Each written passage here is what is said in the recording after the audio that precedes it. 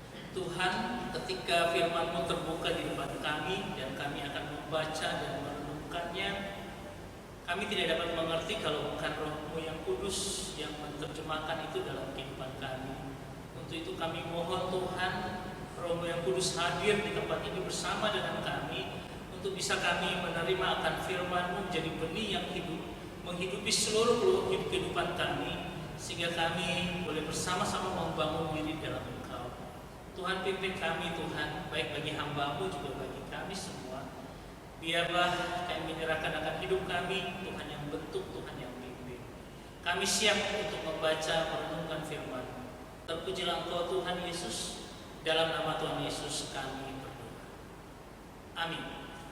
Kita akan membuka bersama-sama dari surat Petrus yang kedua, baik ayat pasalnya yang kedua, ayat yang pertama sampai dengan ke-16. Saya mengundang kita untuk bangkit berdiri. Karena cukup banyak kita bergantian membaca, saya bagian ganjil, ya, 2 Petrus 2 ayat 1 sampai dengan 16. Saya akan membaca bagian yang ganjil dan Bapak Ibu menyambutnya dengan bagian yang genap. Nabi-nabi dan guru-guru yang palsu. Sebagaimana nabi-nabi palsu dahulu tampil di tengah-tengah umat Allah, demikian pula di antara kamu akan ada guru-guru palsu. Mereka akan memasukkan pengajaran-pengajaran sesat yang membinasakan, bahkan mereka akan menyangkal penguasa yang telah menebus mereka. Dengan jalan demikian, segera mendatangkan kebinasaan atas diri mereka.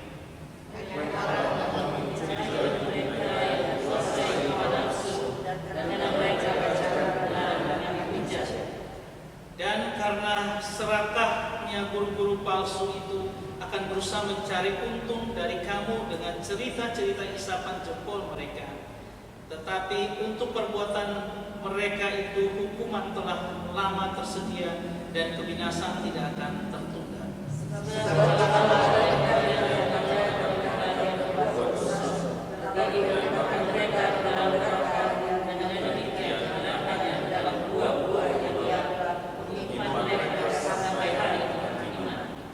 Dan jikalau Allah tidak menyayangkan dunia purba, tetapi hanya menyelamatkanmu, pemberita kebenaran itu, dengan 7 orang lain, ketika ia mendatangkan air bah atas dunia orang-orang yang fasik.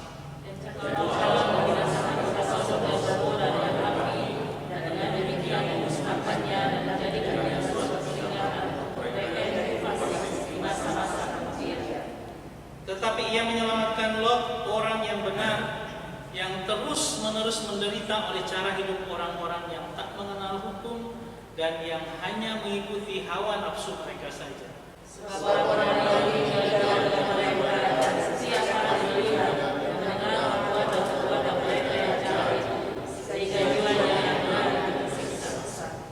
Maka nyata bahwa Tuhan tahu menyelamatkan orang-orang saleh dari pencobaan dan tahu menyimpan orang-orang jahat untuk disiksa pada hari penghakiman.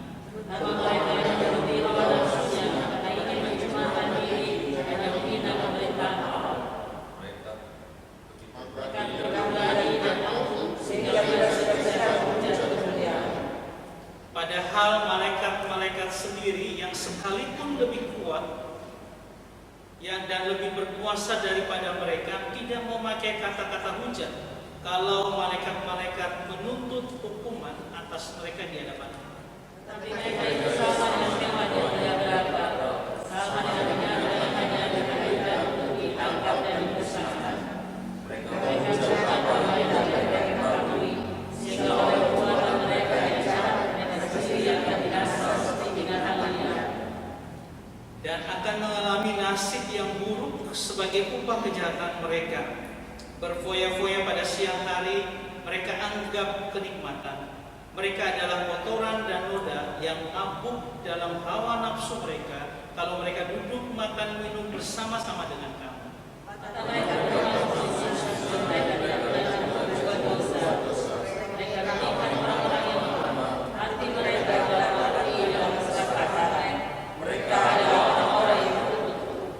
Oleh karena mereka telah meninggalkan jalan yang benar, maka tersesatlah mereka, lalu mengikuti jalan Biliam, anak Beor, yang suka menerima upah untuk perbuatan-perbuatan yang jahat.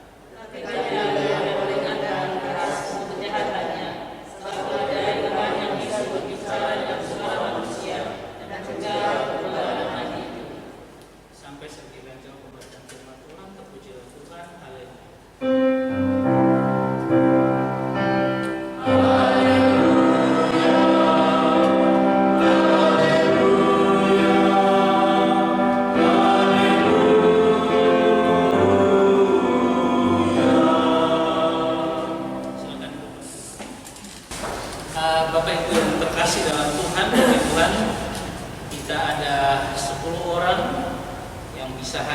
pada pagi hari ini. Kalau kita melihat akan pembacaan kita pada saat ini, kelihatan tragis, sesuatu yang luar biasa bahwa tentang guru-guru palsu. Dan kalau kita lihat kondisi pada waktu Petrus ini menghadapi real kondisi kurang lebih sekitar tahun 60-an Masehi, itu benar-benar begitu banyak nabi palsu. Mereka berhadapan dengan ajaran Gnostik yang membelotkan akan iman kekristenan kepada hal-hal yang tidak benar.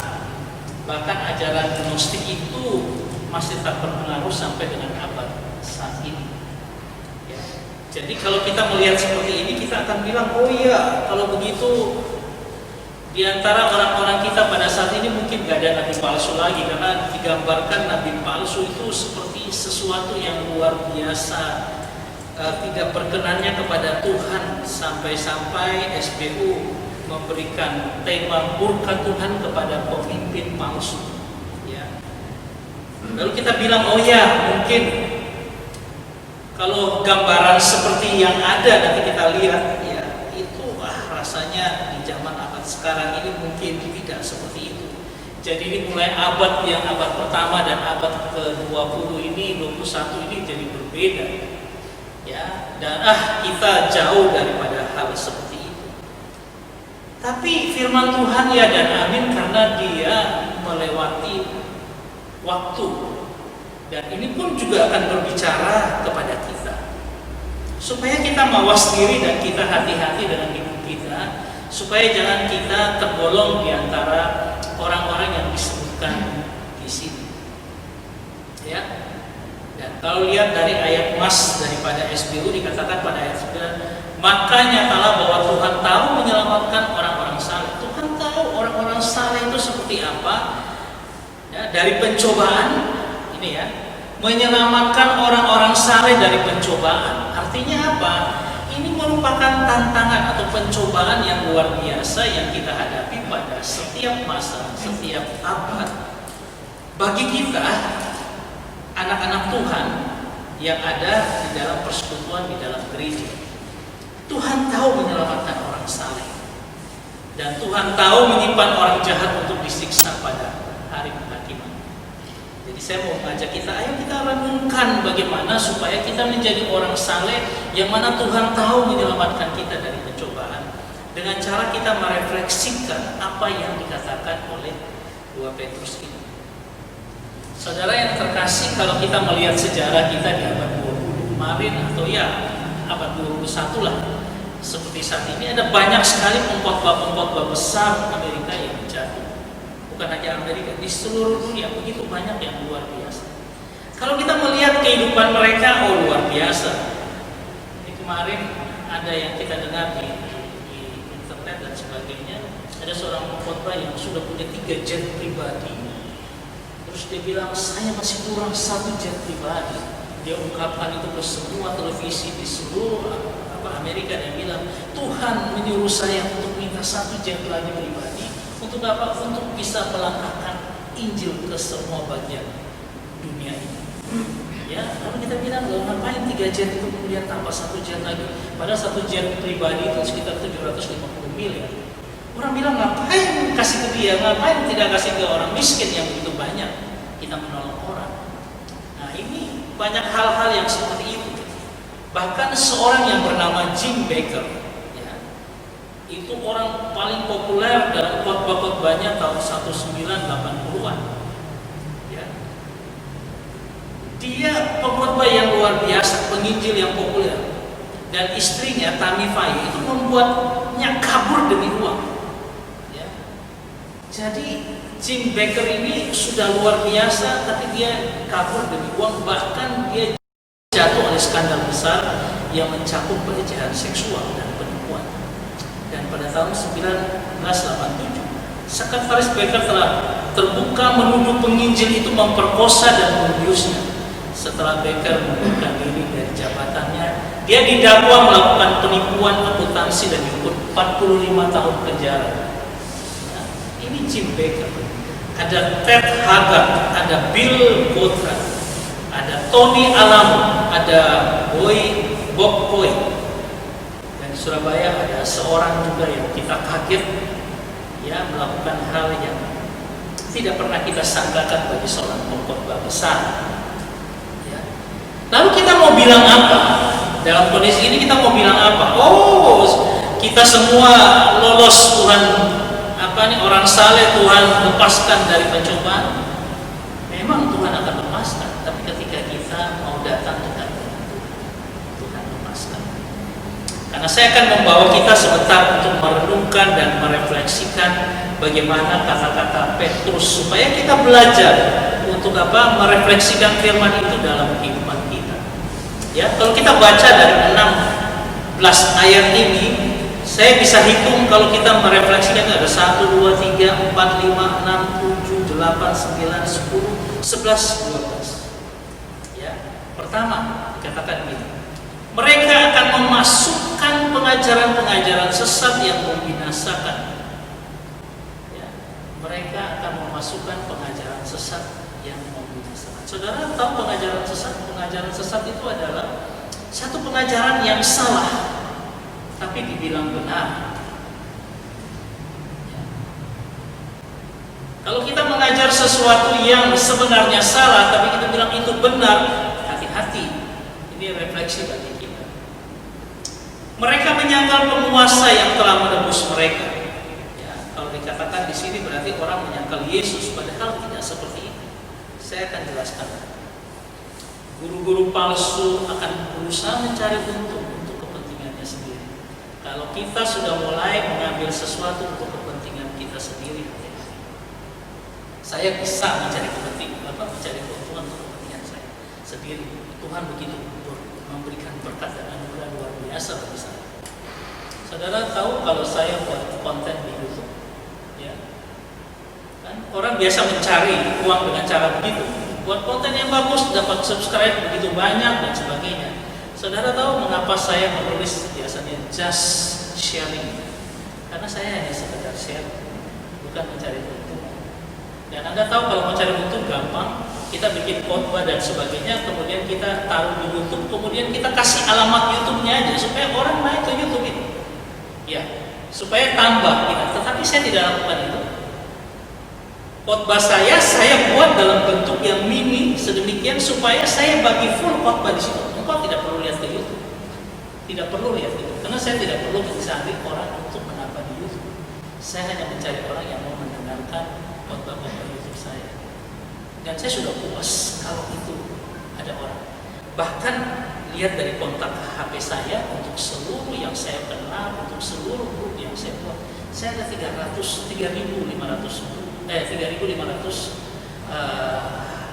alamat WA. Saya kirim ke semua dan saya yakin mungkin hanya 80% tidak ada yang dengar khotbah saya. Nggak apa-apa, tapi ada yang balas terima kasih. Itu sudah cukup bagi saya. Karena saya tidak mau mencari kepentingan saya di situ. Karena saya gampang mencari kepentingan saya. Tetapi marilah kita belajar untuk apa? Jangan mencari kepentingan kita sendiri. Tidak ada yang perlu kita banggakan untuk kita. Melakukan perbuatan yang jahat, meneror jiwa-jiwa orang benar. Kadang-kadang kalau bahaya bagi seorang hamba Tuhan adalah ketika dia sudah tahu kebenaran lalu dia meneror dengan kebenaran itu kepada orang lain, kepada itulah guru-guru palsu. Kalau dia katakan, oh ini salah, ini benar, seolah-olah perkataannya itu paling benar dan akhirnya menekan orang-orang yang di bawahnya. Misalnya, ya, kamu berdosa, kamu harus seperti ini. Orang akhirnya hatinya tertekan dengan ungkapan-ungkapan seperti itu. Ya.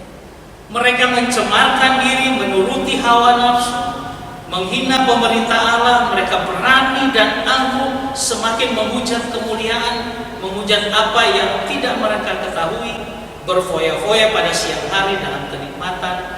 Mereka penuh kemabukan, hawa nafsu zina, dan tidak jemu berbuat dosa. Kalau yang ini kita bilang, oh saya tidak mencemarkan diri, saya tidak menghina pemerintah Allah, saya tidak angkuh, karena saya juga punya kelembutan hati, saya tidak menghujat kemuliaan, saya tidak berfoya-foya dan sebagainya. Kita bisa ngomong seperti itu. Ya. Bagian yang terakhir ketika kita melihat di ayat 16 dikatakan mereka mengikuti jalan, ayat 15 ya, jalan Bileam bin Beor. Apa artinya mengikuti jalan Bileam bin Beor? Saudara yang terkasih, kalau kita baca ini memang mengerikan sekali apa yang dikatakan oleh Petrus tentang guru-guru palsu. Tapi saya mau ngomong seperti ini kepada kita. Coba kita renungkan dengan baik-baik supaya kita bisa mendapat bagian dari berkat firman Tuhan. Hanya 3 hal yang saya ingin kita renungkan lebih dalam lagi. Ya. Karena guru palsu ini kalau kita lihat ada yang terang-terangan kelihatan mereka mabuk oleh anggur dan mereka apa itu bisa terang-terangan kelihatan bahwa ini guru palsu. Tapi ada yang sebenarnya di dalam hatinya kita tidak bisa melihat. Ya. Dan itu yang dikatakan seperti Bileam. Anda tahu Bileam? Ketika dia sudah diperintahkan oleh Raja Aram untuk mengutuk Israel, ini Nabi Tuhan ini luar biasa. Tuhan bilang jangan kamu kutuk satu pun kata untuk Israel. Gak berani. Dia sudah dapat uang ini untuk dia pergi mengutuki, dikasih dengan harta dan sebagainya. Pertama kasih dia tidak terima, kedua lalu akhirnya dia mau pergi, dan ketika dia mau pergi Tuhan mencegah dengan keledai yang berbicara. Ini kita sudah tahu dari sekolah ini. Tapi saudara tahu apa yang dikerjakan oleh Bileam ini? Sampai Tuhan melalui Petrus ngomong, jangan ikuti jalannya Bileam, jangan ikuti jalan. Karena saudara tahu kalau kita lihat di Bilangan dikatakan begini, itu Musa katakan ini, jangan kamu seperti Bileam. Yang apa? Yang karena dia tidak bisa tidak bisa mengutuki orang Israel, dia kasih nasihat yang luar biasa bagus bagi orang-orang yang mau menghancurkan Israel. Dia katakan apa? Kalau kamu melawan Israel, Tuhan masih ada di pihak, tidak akan pernah kamu bisa lawan. Karena dia sudah dikasih uang, lalu dia kasih nasihat buat Israel dosa kepada Tuhan sendiri. Itu nasihat Bileam.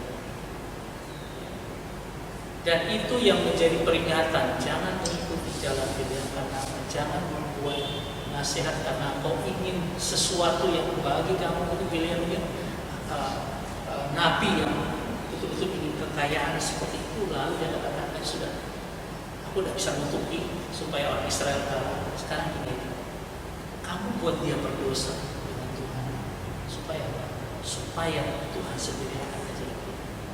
Caranya gimana? Dia kasih Israel melakukan perzinahan dengan orang-orang Kanaan dan sebagainya. Dan ketika murka Tuhan nyata, dia hantam Israel sampai babak. Itu nasihat Bileam bin Beor. Sehingga ini mau memperingatkan kepada kita, kadang-kadang kita harus hati-hati dalam seluruh kehidupan kita sebagai hamba-hamba Tuhan, harus hati-hati. Saya mau kita merenungkan yang bagian pertama. Mereka memasukkan ajaran-ajaran sesat yang membinasakan. Contohnya kalau ada orang bilang begini, aborsi, gak apa-apa. Itu sudah ajaran sesat yang membinasakan. Saudara tahu ketika orang-orang menganalisa kenapa sampai terjadi penghancuran dua menara, Amerika dihancurkan. Sebelum itu Amerika melegalkan aborsi. Beberapa negara bagian melegalkan aborsi. Dan itu satu hukuman Tuhan untuk hal itu. Dihancurkan dengan cara dua menara hancur, mencegah kesombongan yang selanjutnya. Kalau ada hamba Tuhan yang ngomong gay, lesbian, itu tidak apa-apa, itu menyesatkan. Ya. Kalau ada hamba Tuhan yang ngomong perselingkuhan, persinahan, itu tidak apa-apa, datang ke Tuhan. Kan GPIB kan setiap hari Minggu kan datang minta ampun. Ya, ada bahkan cerita hamba Tuhan di Surabaya sudah berselingkuh bersama-sama, tapi kalau sudah mereka melakukan persetubuhan lalu berdua Tuhan, dan setelah itu ampuni kami Tuhan dan sebagainya. Banyak hal. Ketika kita mulai memasukkan pengajaran sesat yang tidak sesuai dengan firman Tuhan, hati-hati kita. Ini refleksi bagi kita. Yang kedua, bahkan mereka akan menyangkal penguasa yang telah menebus mereka dengan jalan demikian dan mendatangkan kebinasan. Ya. Kalau kita lihat, mereka menyangkal penguasa yang telah menebus mereka. Mereka menyangkal penguasa yang menebus mereka. Otomatis penguasa yang menebus mereka kelihatannya Tuhan Yesus yang menebus mereka. Kalau saya lihat dari bahasa asli, tidak seperti begitu sebenarnya. Karena dalam bahasa asli dikatakan pakai kata despotes itu Tuhan master, itu bukan kurios, bukan Yesus, bukan Tuhan. Tapi mereka menyangkal Tuhan atau authority figure despotes. Jadi kalau diterjemahkan begini, even the having board, the master deny you. Jadi bahkan kata membeli itu artinya having board itu membeli, agorasa itu artinya aku beli sesuatu. Ya. Lalu Tuhan atau master, authority figure atau Tuhan yang berkuasa itu adalah sesuatu, kemudian ada dikatakan arneomai, menolak secara karena kontradiktif. Artinya begini, bahkan mereka membeli di pasar-pasar seorang master atau Tuhan dan mereka menolak yang lain karena kontradiktif. Anda tahu membeli harus pakai uang. Having both itu dari kata akurasi, artinya membeli di marketplace. Kalau kita sudah mulai membeli Tuhan dengan uang, itu juga bermasalah. Karena Tuhan katakan bahwa ada dua, Tuhan dan mammon. Ini hati-hati kita kalau kita di dalam pelayanan kita sudah mulai seperti ini. Akurasi, membeli. Despotes itu bukan lagi Tuhan dalam pengertian Tuhan Yesus, tetapi Tuhan yang lain yang punya authority figure, gambaran daripada penguasa. Lalu kita menolak yang kontradiktif. Artinya apa? Hal-hal yang bertentangan dengan keinginan kita tolak. Ya. Bahkan kalau diterjemahkan dalam ITB katakan penguasa, ya, penguasa yang menebus mereka. Jadi ini ada dua Tuhan yang berada di sini. Kita membeli sebuah Tuhan yang karena mammon, lalu kita menolak Tuhan yang lain yang karena dia adalah penebus mereka. Ya, ini dalam kehidupan kita harus hati kalau uang sudah mulai berbicara. Kemudian guru-guru palsu itu berusaha mencari keuntungan sendiri, untung sendiri. Dikatakan dari kata emporeumai itu artinya gini, saya berpergian sebagai pedagang, lalu terlibat dalam perdagangan, saya berdagang dan saya dapat punya bisnis, saya punya keuntungan. Jadi menggunakan pelayanan untuk cari untung itu juga bahaya. Ya. Karena kata yang dipakai adalah mencari untung itu artinya emporeumai, artinya saya berpergian, saya berdagang, saya melayani, tetapi ada keuntungan yang saya dapat. Ya, kalau kita bilang saya berkhotbah kemudian saya dikasih viatikum, itu kan bukan karena kita mencari keuntungan di tengah kondisi kita. Kita bilang itu bagian dari berkat Tuhan di dalam pelayanan. Kalau cukup sampai dengan itu, saya rasa kita tidak masalah. Tapi kalau kita sudah mulai mencari keuntungan-keuntungan yang lain, ini hanya 3 hal yang bisa kita lihat supaya menjadi refleksi begitu. Ya, saudara yang terkasih, pertama, membiarkan atau tidak peduli firman Tuhan berkata dengan apa, lalu kita melencengkan firman Tuhan, itu juga bahaya bagi kita. Menggantikan dengan mammon karena kita lagi peduli kepada mammon, itu juga jadi berbahaya. Dan mencari keuntungan dan hanya peduli pada diri sendiri, itu juga berbahaya.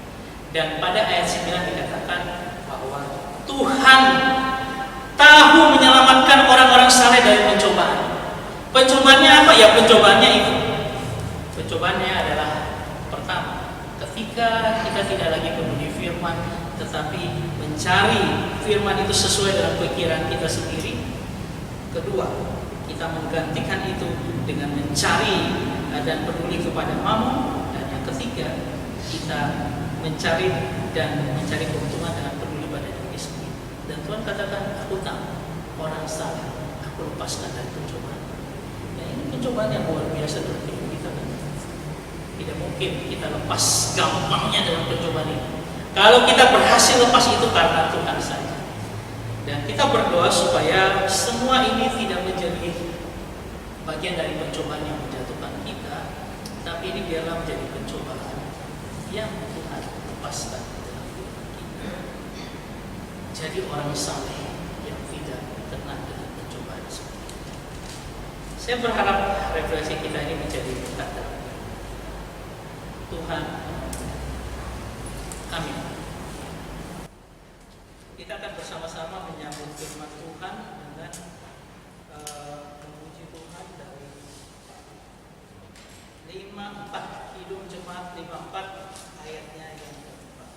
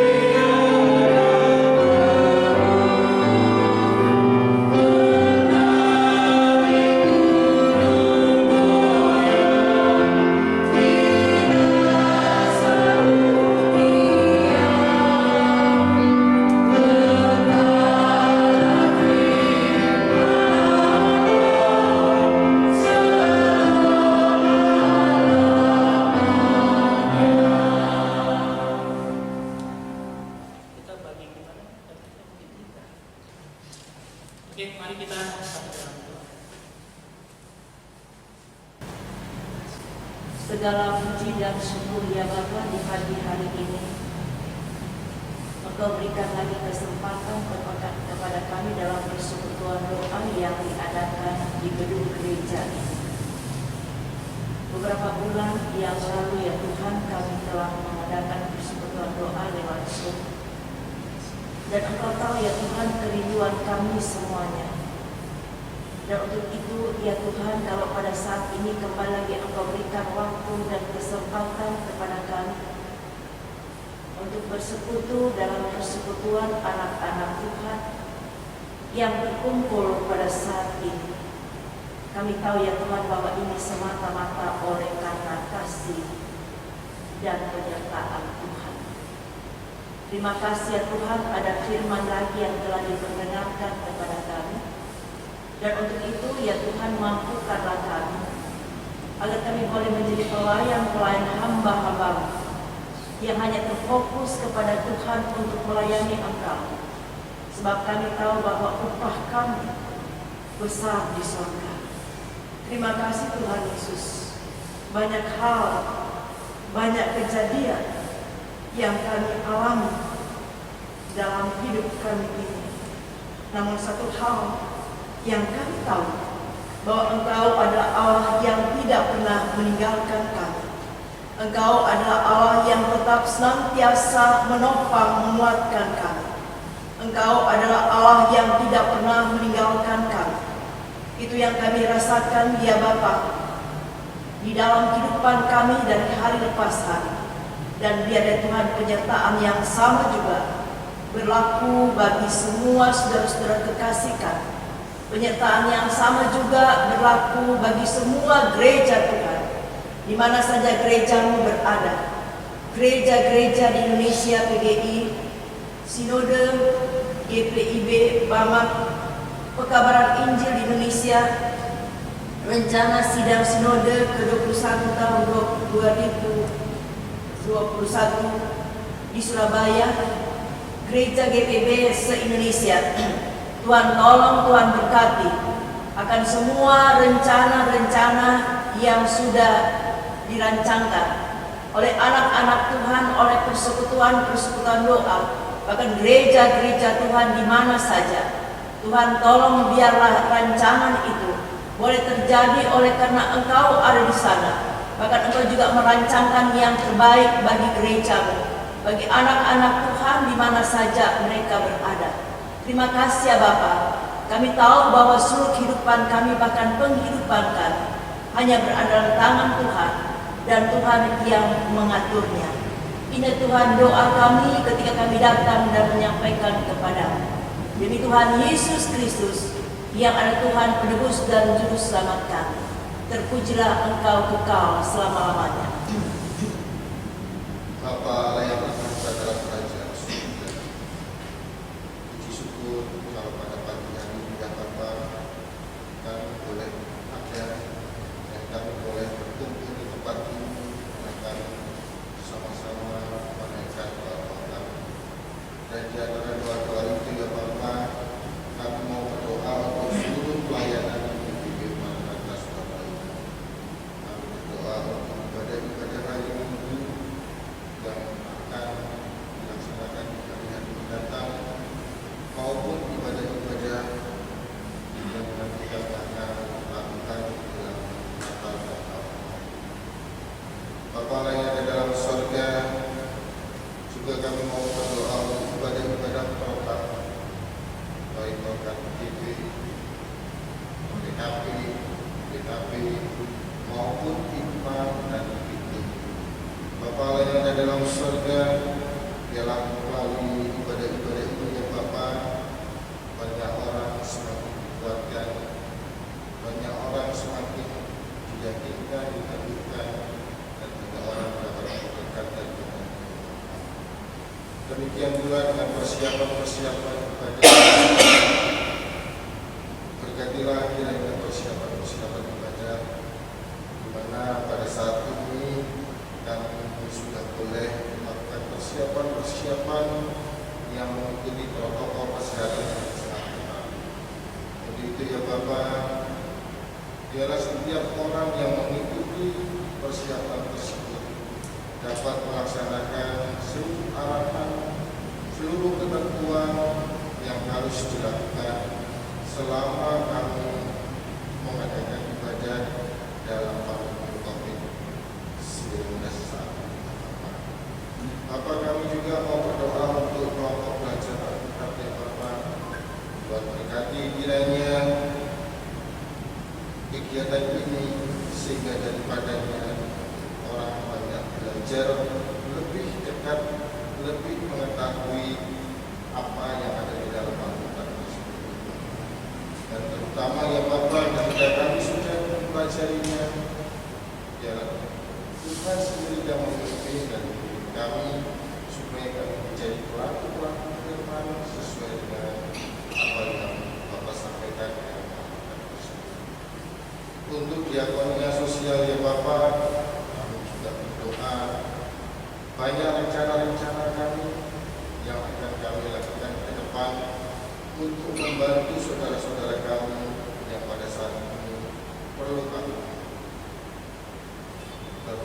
Terutama ya Bapak, mampukan kiranya setiap kami untuk menjadi alat-alat yang dapat membagikan berkat yang daripada kami sendiri, sehingga melalui diakonia sosial ini ya Bapak, banyak orang juga terbantu dan terberkati. Mengenai keuangan gereja ya Bapak, kami mengucap syukur kalau sampai hari ini ya Bapak, Tuhan sudah mencukupkan segala sesuatu bahkan berlimpahan ya Bapak, sehingga dalam kondisi saat ini ya Bapak, keuangan gereja yang sudah Bapak berikan, kami juga sudah boleh melaksanakan berbagai macam pelayanan dan membantu siapa saja yang membutuhkan. Terus juga ya Bapak, secara khusus berdoa untuk pemerintah kota, berkati kiranya beliau yang Tuhan tempatkan di tempat ini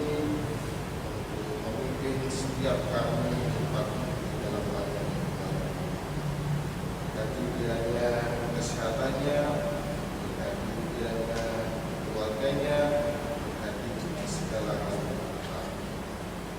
Bapa Allah yang ada dalam surga, juga untuk seluruh penatua, diaken yang ada di tempat ini, Tuhan juga berkati kehidupan kami, rumah tangga kami, pekerjaan kami. Biarlah semuanya Tuhan sediakan yang terbaik bagi kami semua.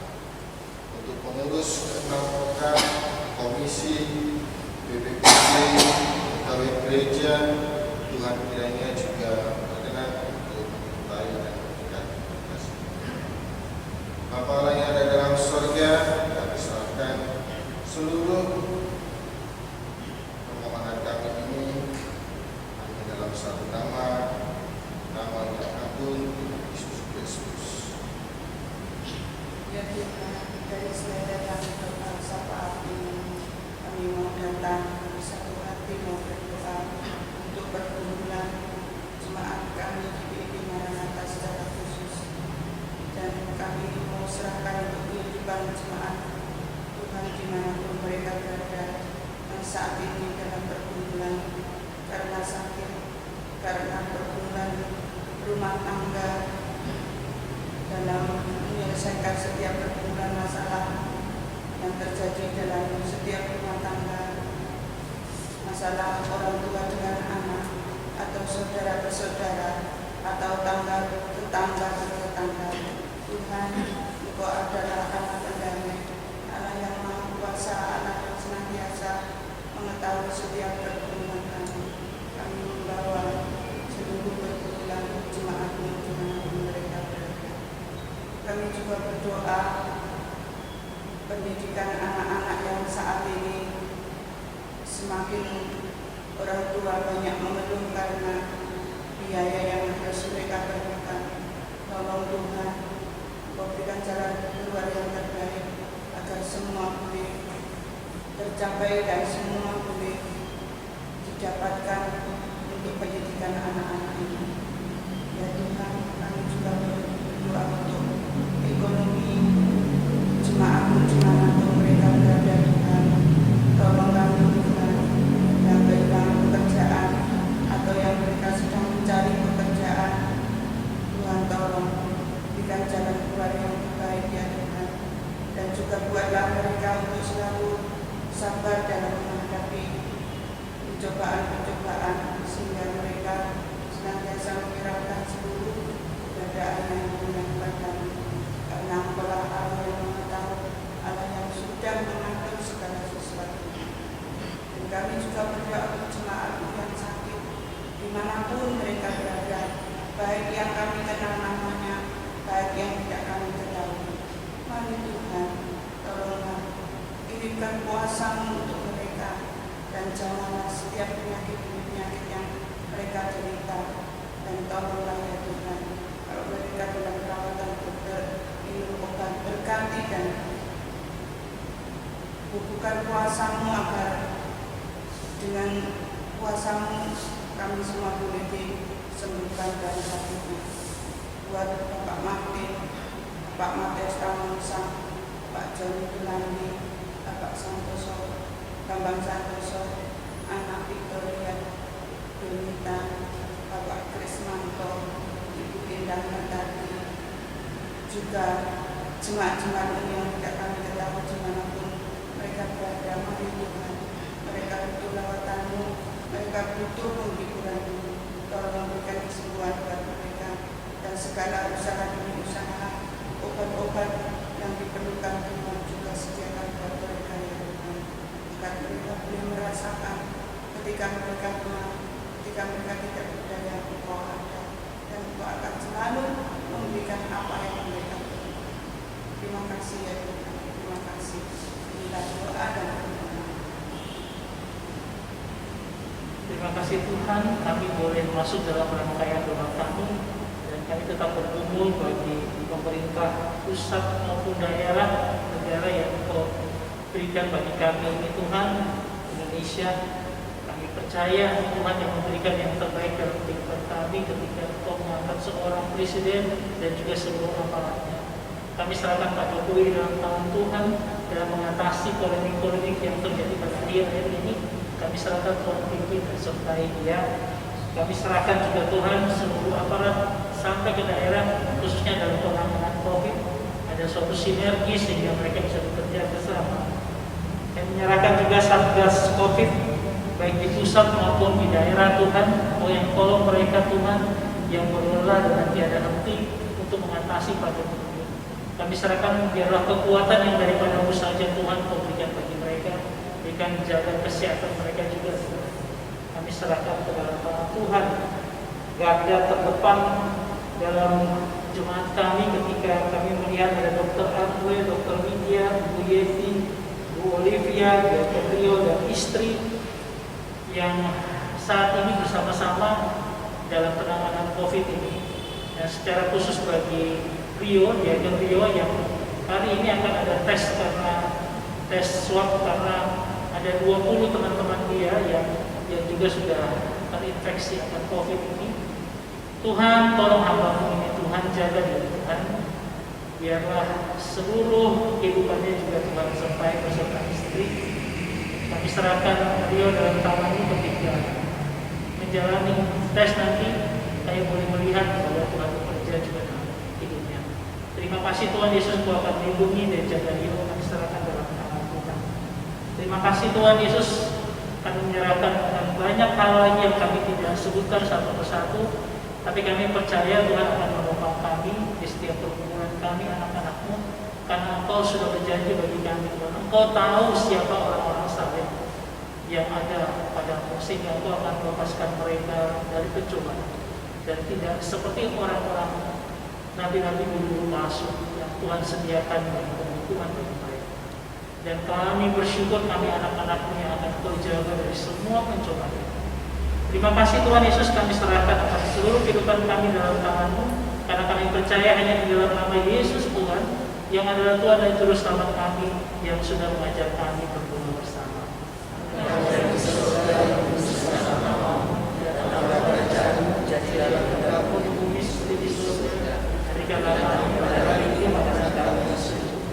Dan ampunilah kami kesalahan kami seperti kami juga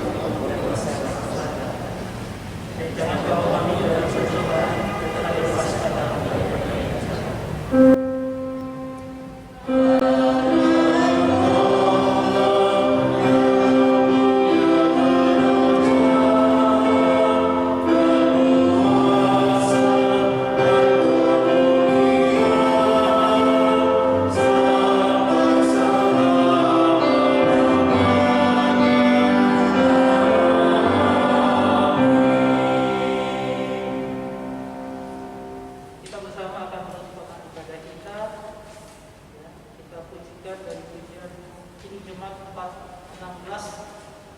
yang